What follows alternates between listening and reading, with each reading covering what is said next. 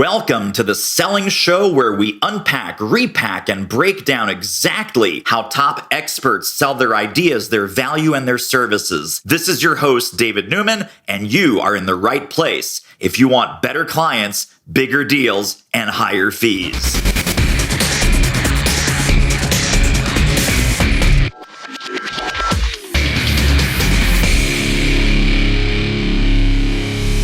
Well, my friends, you are in for a real treat. I don't really say that at the beginning of too many episodes, but even when I say it, I don't often mean it. I mean it today because one of my virtual heroes, we have not met until we're recording this here today, but my friend, new friend, Joe Crisara, is the founder of back in the day where I knew him initially, was Contractor Selling, and now he is the CEO, founder, grand poobah of Service MVP. Joe, welcome to the show. Well, David, first of all, thank you for giving us a brief history lesson, and we appreciate that. And, definitely all of us at Service MVP want to thank you for the dedication and the effort that you make on behalf of blue-collar professionals to give them the best information they can get to help run their businesses. So definitely I'm a big fan of yours, too. You don't even realize that. Just became a fan today when you said those nice things about me. There you go. Definitely true. Thank you for joining me here. Of course. Well, you mentioned history lesson. I'm going to flip it over to you, Joe, for a history lesson. Could you please share a little bit of the backstory of what brought you to the work that you're doing today, and what were some interesting pit stops along the way? Well, I think any great success story starts with lessons learned from failure or things that didn't work out great. I was a service contractor for almost 20 years myself. But about halfway into it, I got my company very far in debt. I didn't know how to create high value. I used to think the best way to sell something was to have a lower price than everyone else. And that drove me into about almost $500,000 in debt. One of my clients took pity on me and gave me some good advice, put his arm around me and gave me some advice about the science of pricing, the science of connecting, how to take responsibility. And I was very fortunate I was desperate enough to listen to him. Within 3 years, I was out of debt, even though back in the early 90s when this happened, 500,000 in debt would be like today, probably 2 or 3 million in debt back then. So I use what I teach today, which is how to connect with clients, how to diagnose an entire problem, the complete problem. How do you make premium mid-range economy choices that are customized and relevant? And how do you manage the opportunity to bring it to a conclusion of yes, no, another appointment every single time? And by doing that, everybody you're standing on top of a gold mine. And I try to make people aware of the value they present to their clients and to the public, and how there's opportunities sitting right under your feet probably you didn't even know about. Make sense? Yes, absolutely. Well, connect the dots for me between struggling service professional, now successful service professional. When did you get into the coaching, the advising, the mentoring, and the training of other folks that were like you back in the struggle days? Well, actually, when I start paying off my bills, my vendors start wondering, how did you get the money for this? They wondered if I sold my company or what. I said, no, I didn't sell the company. I just learned how to sell my service.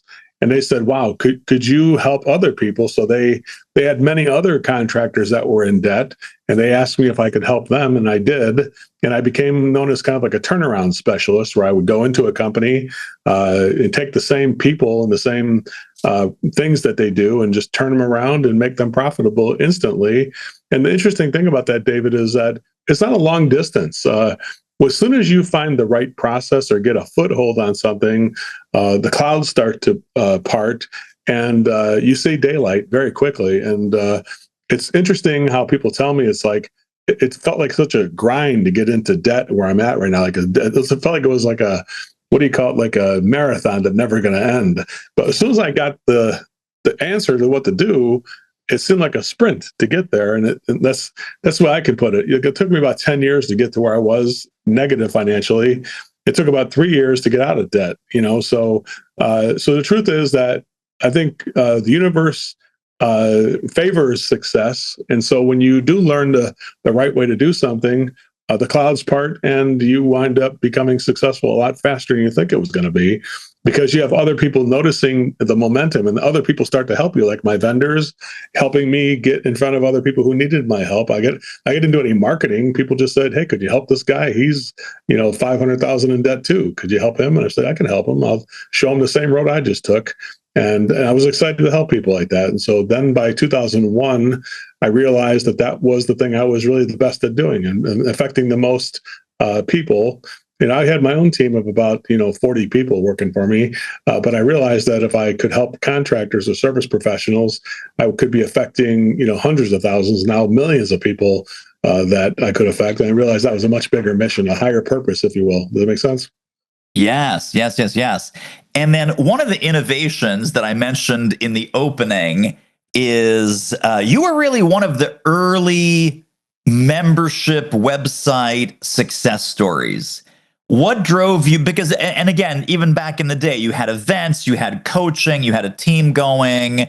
Tell us about what made that internet marketing model attractive to you, and how did you get your internet marketing chops?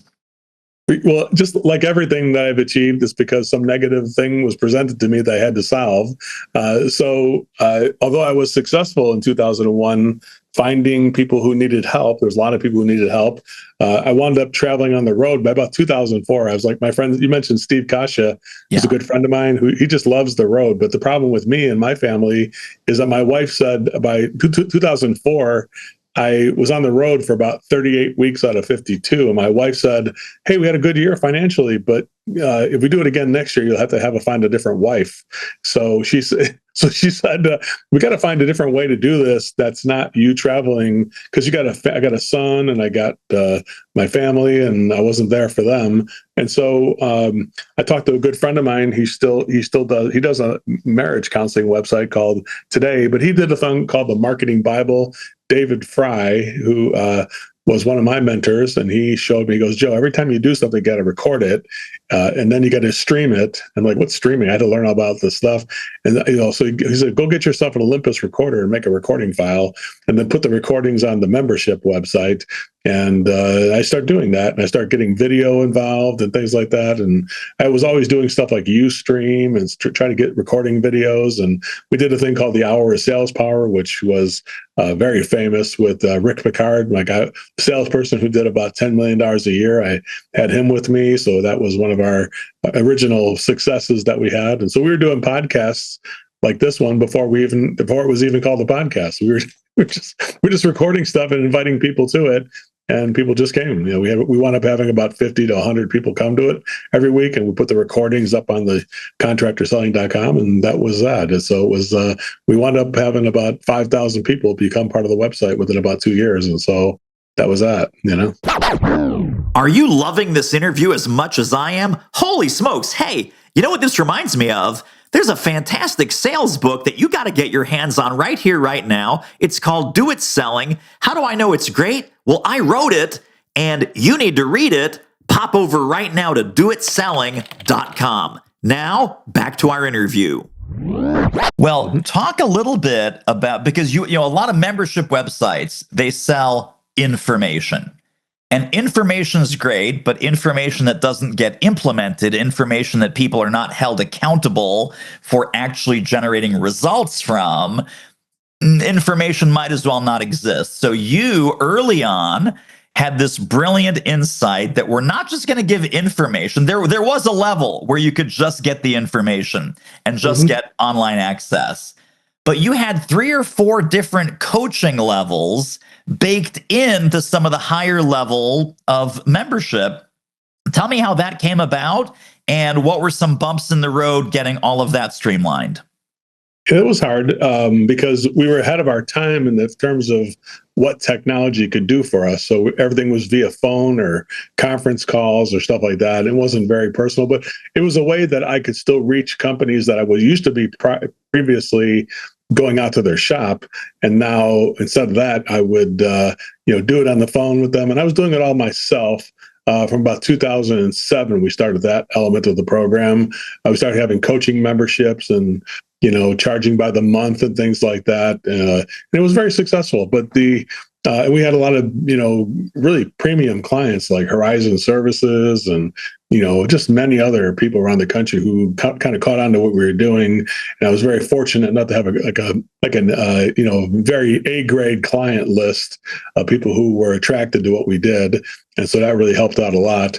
But then, we start getting involved with Zoom, probably about 2014, I think it was, something like that. It came out, and we start realizing that's a great tool to use.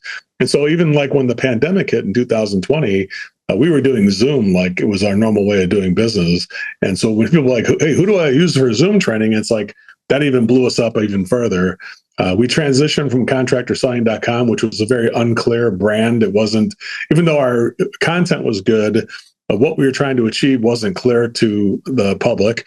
So Service MVP, we had Jay Abraham, who helped us develop the brand name. I hired him for sessions where he could help us develop a new brand. And about the second meeting, he came up with Service MVP and how we're trying to, create MVPs of service business. And we had a new branding expert do our brand and our logo and things like that, and our brand colors and stuff like that, and immediately boosted our sales and to where we're at today. So the pandemic actually helped us because we were kind of ahead of our time on the Zoom training.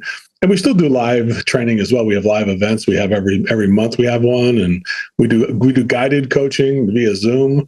The Service MVP platform can launch Zoom inside the platform, and it's really a remarkable accomplishment. All the things we kind of built one thing at a time. When I stop to think about all the things we've done, it is even I'm literally stunned at all the stuff, because it's a lot of stuff that we have created one thing at a time, and it's all been kind of focused on helping contractors succeed. To give them the tools they need that I learned.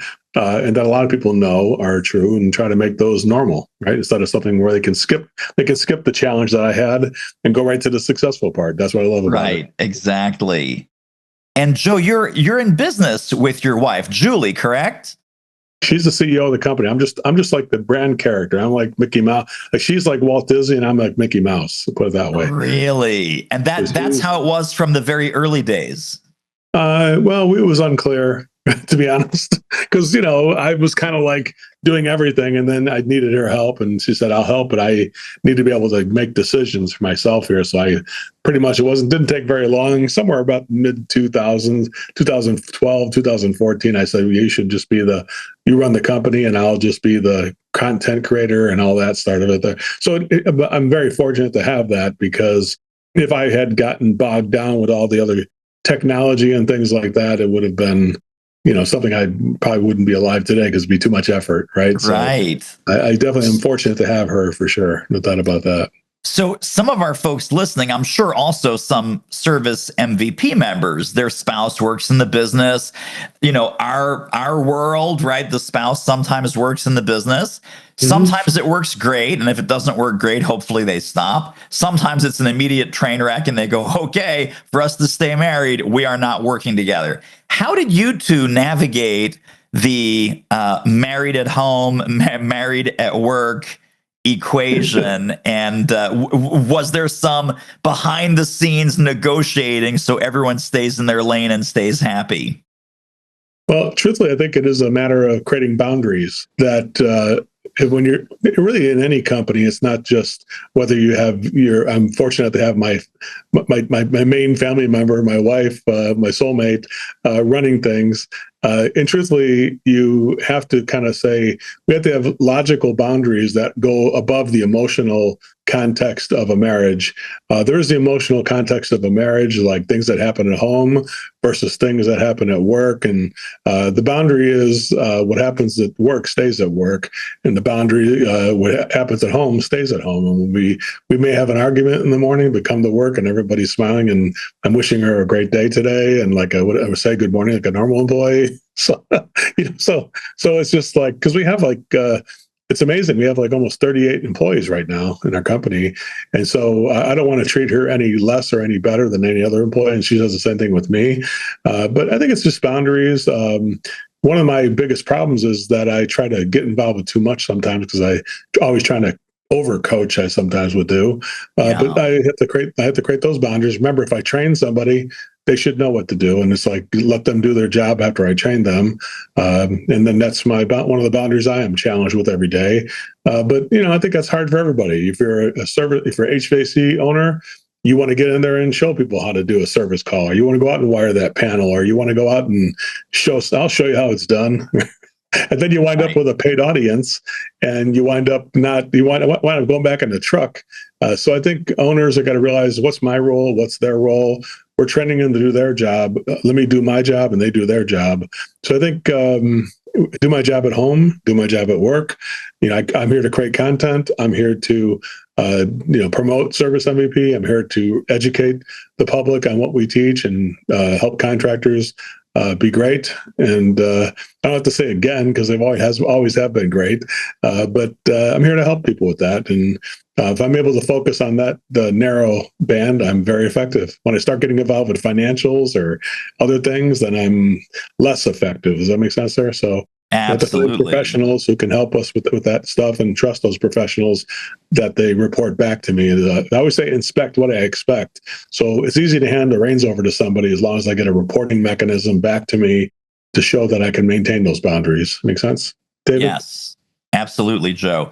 Yeah. I'm curious. So this is how you've learned to put boundaries in place and to grow the business through other people. I'm curious for the service professionals, for the service contractors that you work with. It's the classic E-myth problem, typically, Yeah, it is, right? yeah. They got into the business because they love the work of the work. Now, all of a sudden, they're a leader. They go from a company of one or two to, oh my gosh, look, there's 4 people that work here. There's 7 people that work here. There's 11 people that work here. I'm not sure I signed up for this. And they're accidental leaders. Talk a little bit about when they come to work with you in Service MVP. What are some of the leadership and personal development insights that they get to become a better leader? Well, I think nobody really chooses to be a leader. I think you emerge as a leader simply because people feel you have the answers in a way. They're looking to the leader for the answers, and I always say that leadership starts by taking responsibility. The first thing a leader should understand that is that no organization can really be great unless we have implemented training. So every employee, I believe, number one winning idea behind every winning company that wins is that every employee has a right to be trained to do their job the right way. And then coaching, which is another element of it, to say that are we coaching people to stay on track? Are we watching what they're doing? Are we noticing when they do a great job and celebrating that? Are we coaching them individually behind the scenes when they fall short? Because a lot of times people, when they don't know leadership, it's either don't talk to the employee after he's doing good, or don't talk to him when he's doing bad. Because we don't want to either disrupt the flow he's in, or he'll probably quit if I talk to him. So there becomes with lack of leadership, what happens is you start taking a back seat and letting employees run the thing, and then it turns into a disaster because they don't know everything about a business. You have a thing that you're just hoping works out, and hope is not a thing in business. So you have to have sort of an operating system and be able to train people on every single element of that system. Like the E-Myth would teach you that the operation of the playbook for every job has got to be there. As to when we first come in, what do we do? Turn on the computer. If your computer doesn't work, reboot the computer. It could be something that you put on your computer screen. Stuff like that you just need to systemize. But systemization begins with training, because if you do create documents, and you could, like when my friend Al Levy creates documents on how to run a service business, but if nobody trains people how to use those documents, then they just sit on a shelf and nobody ever does it, right? So the training is the part that we believe is the number one thing at Service MVP that we do for the public. So if you want to see a good training team, watch our team train your people for 3 weeks online and graduate your team, and you'll see everybody celebrating. You'll see people get a certificate. You'll see people who are happy because they are attended to. And then, at least as a a way of watching it, what we do here at Service MVP, I think we're a good beta test for leaders who don't know how to lead. We kind of observe leadership in action as we do it here. Make sense? Yes, yes, yes, I think yes. leadership, you have to, sometimes we're lucky enough to have a good leader in our life and we can observe and just learn from what they do and how we can mimic or, take on the things that we learn from them just by observing.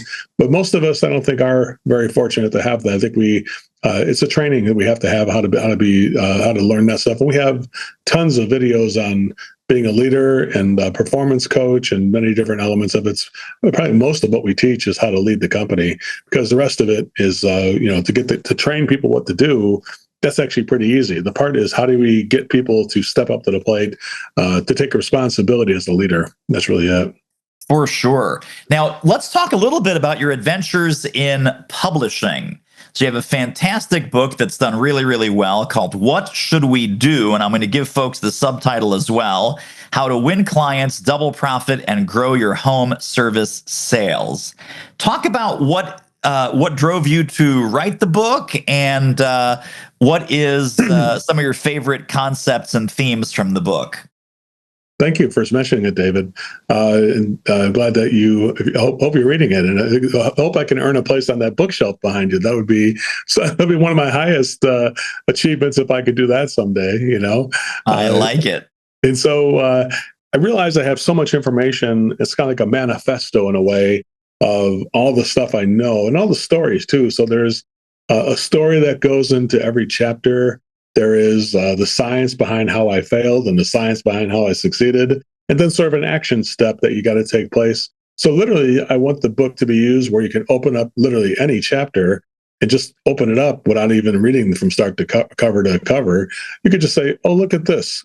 Yeah, that's what I need to start doing today, is learn how to price my services out.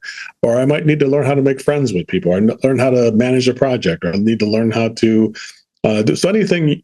My feeling is I wanted to write a book that anything that you just open the book to in a particular page, you would get a golden nugget that could inspire you today to take action. And I truly believe that the book shouldn't be like just read the one time. I think sometimes you got to read it. My book is designed to be read from cover to cover if you'd like to read it that way, or listen to the Audible. But there's many people, I have people in the class here today said, I've already read the book 3 times. I listened to the Audible 4 times, and it helped me tremendously. So it's like a very scalable way of getting help, and knowing that it's right for us, to help you. But I think the concepts in the book are really make a friend. So friendship is not always easy, David. Like, if I noticed that you were doing something that wasn't productive for your family, a good friend would step in and tell you or remind you that, hey, David, drugs or alcohol, too much of it. A little bit of alcohol is okay, and maybe some drugs are needed. But when we start overdoing it, we're kind of taking away from your family when you do that. A good friend would be able to tell a friend that. Make sense? Yeah. So when you're a service provider and you're a good friend with a client, sometimes you got to tell a client that, hey, John, you're breathing fiberglass in that ductwork, or your sewage system's got a hole in the front yard, and that's not going to be helpful for your family, especially when your mom's coming into town. You got to be able to make sure that you're shooting straight with the person, that they're trying to go cheaper maybe, and you say, Joe, that's not the way to go here. The best way to go is get the job done right, and try to shoot straight with a client. So I would say be a friend is number one, because friends are not good friends. Don't just go with the flow. They are somebody who sometimes can see something that, as a friend, I would say I wouldn't be a good friend if I didn't tell you what I thought was the right thing to do right now for your family and yourself. And I think that's number one. Number two is don't just look at the symptom of the problem. Look at what caused the problem and solve that problem too. So I always say, when you solve the symptom and you solve the problem, it's a much bigger solution it turns into. And instead of going, so there's no badge of honor that was ever given by doing more calls, but there has been plenty of badges of honor to do a big project that becomes a legacy to the company. So the bigger the work we do, the more of a legacy we leave, and the better quality and reliability we leave the clients, and best safety and health of clients. That's one thing I believe in, pure motives, which pure motives are something something that is a higher purpose that we can stand on, that makes us motivated to do what I'm asking people to do, right? So without the pure motives, I think it just becomes a sales technique. With the pure motives, it becomes a life-changing thing that becomes a, I don't know, a higher purpose inside of us. So there's a higher. I'm not sure if anybody who believes in God or doesn't believe in God, but I do believe there is a higher path for all of us, a spiritual path that is inside of us. And what I mean by that is there are things whispering to us to be lazy and take a break and do things wrong. And there's another higher purpose, or the more enlightened path would be make a little more effort, communicate better, and find solutions for people, and don't go into the negative things, go into the more positive things. That's where I really believe that spirituality kind of comes into the service business, because you have to know what you believe in, and it kind of Yes. to have character, to say, I'm going to do things even when nobody's looking. I'm going to make an effort. I'm going to help people and serve people. Because I can tell you this, David, nobody's ever gotten depressed when they're in the process of serving other people. Nobody's ever gotten negative when you're trying to help other people. Negativity and depression comes from isolating ourselves and not working with a team, just trying to be by ourselves in a way. Does that make sense? So I really believe that Yes. our purpose is to work together with your client and you and your team Yeah. to help people. I believe that if I have my wife, I got to realize that it's us. It's not me or her. It's both of us together, that we have to remind ourselves that the word us is at the center of everything that's going to be productive. Only me or only her becomes blame, or I feel bad about myself or depressed. I'm focused too much on me, right? Yeah. So I always say, whenever you feel anxiety or depression, you're probably focusing on yourself too much and not focused on helping other people. That's what I really believe in. Brilliant. Brilliant. Brilliant. I could not agree more. Now, I'm curious with Service MVP. I know that there's different levels, but give us a little idea about how you serve your clients. What does small look like? What's medium? What's large? What's supersize? Well, obviously, small is just get a book. During the show, I'll give you an access to the book for free. If you want to just pay for shipping and handling for $9.95, I'll give you a book that costs $26 online for $9. So you could do something like that. Would be the least amount you could do, or just go on YouTube or TikTok and watch my videos. That's free. It doesn't cost anything. So that there's tons of content we have out there for free. And people always say, David, like they go, Joe, aren't you giving away too much stuff? I mean, aren't people going to get all the information? And I'm like, listen, for everything I have online that's free, there's 1,000 things I haven't give you that cost money. So understand that, right? So there's a lot there. I say then we have like paid memberships where you can do self-guided. Some of the self-guided can be for bigger teams or smaller teams, depending on the size you are. But then we have what's called our guided coaching, where we have I think we have 18 coaches now in our company that do a thing where they onboard and orient your team. We do a pricing meeting, go over your pricing. We do a discovery meeting so you can understand how to use our technology. We do a coaching leadership strategy training on how you're going to have to interact as a leader. Then we do a kickstart with the team. And then we do 3 weeks in a row, 90 minutes a day of training with your team. And we graduate your team by doing an individual recording, a pricing sheet, the diagnosis, and then we give them a video of everything that's been done. So we document the training, give it to your team, and have your team celebrate that the people graduated, right?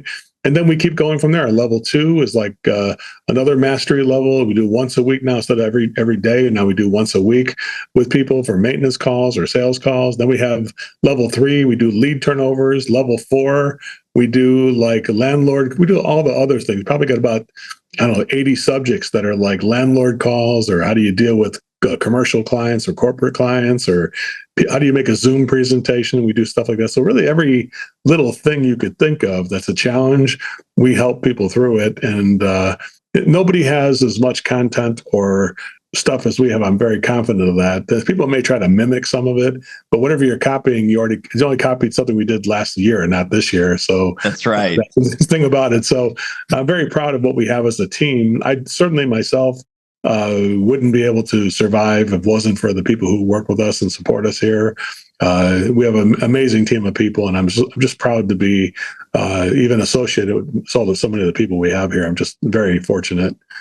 Like I'm fortunate to be here at this podcast. Very much the same thing.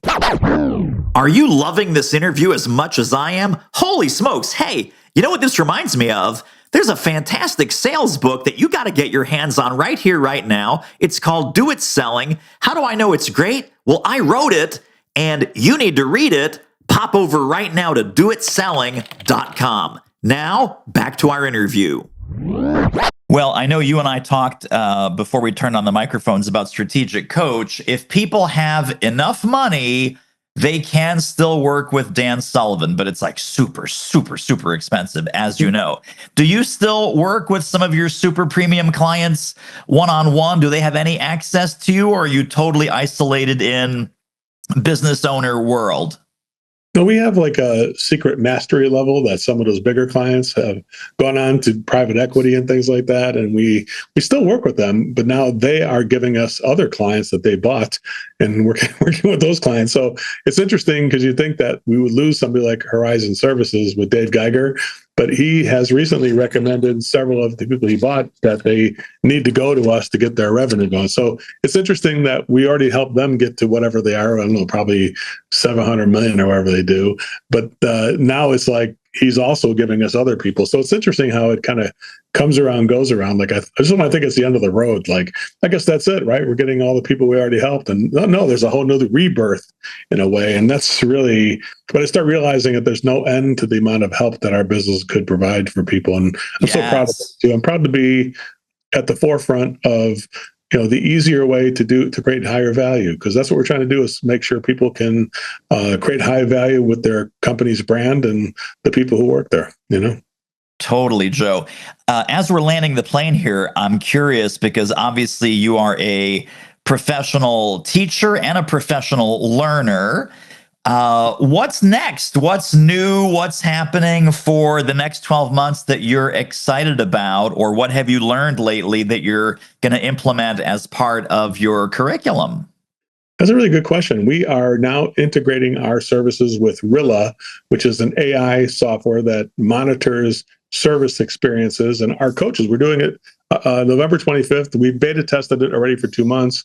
We're going live on November 25th, right now this year, with our 3-week course. Our coaches will teach the course for 90 minutes a day, and they will monitor the students throughout the day and do a Rilla ride along and give them advice on, hey, well, here's what we taught today about the greeting. Let's make sure today we're going to monitor and we're going to give you feedback on it. And they will use the Rilla recordings and the transcripts and send a tip to that person and get them back on track while the call is going on. So it's interesting how we've partnered with Rilla because they have a great software and we're going to be using it. They have generously agreed to give our clients a free way to use Rilla if you're not a Rilla client. If you use Rilla, we're going to show you how to use it the best. So we're not only training our stuff, but now we're training other people's stuff as well. And that's going to open up the door to, hundreds of thousands of other people who are going to want to work with us, because we're providing the operating system to use a software like Rilla. And so their team is referring people to us and we're referring people to them. And it's just a win-win for everybody. And the clients win. Very because exciting. They get better. They get coaching that's scalable from us, and they get to see what it looks like when it's professional, Yes. Oh my gosh. Well, I know that folks listening, Joe, they are going to want to get connected and stay connected to more Joe Crisara brilliance and more service MVP brilliance. Where can we send people to learn more? What links can we put in the show notes? Well, one, you can just go to book.servicemvp.com, and then you'll get a link to a free book. So book.servicemvp.com, and that will give you a link to our platform to be able to have the book. So you get that book. All you got to do is pay for shipping. On that, I'd be happy to ship you a book. If you wanted to get a tour and test drive of Service MVP, go to 626-325-0860 and text that number, 626-325-0860. Just text us there and ask for a tour and test drive. One of our solutions specialists will be happy to give you a VIP tour. Mention Dave Newman when you do it, and we'll make sure we give you the special red carpet treatment, which only Dave Newman clients can get. Make sense? There you go. I like it. Or you can mention me, and don't worry, Joe's team will still treat you well. They will still treat you well. Well, Joe Crisara, this has been such a pleasure and a privilege. You are a rock star. I appreciate you dropping all these value bombs with us today. Thank you, Dave. I appreciate you. And just want to say to all the hardest working people out there, the service professionals, that we appreciate, both Dave and I both appreciate the effort you make. And it makes us feel good to be associated with everybody here, and to say thank you for the effort you make. And thanks for including us in your life and giving us even just a small part of it is really an honor to have that. So thank you, Dave. And thanks to all the service contractors out there. And that wraps up another episode of The Selling Show. Hey, tell you what, if you like us, rate us and review us on Apple Podcasts, subscribe, tell a friend, go grab the notes and downloads and extras at thesellingshow.com. See you next time.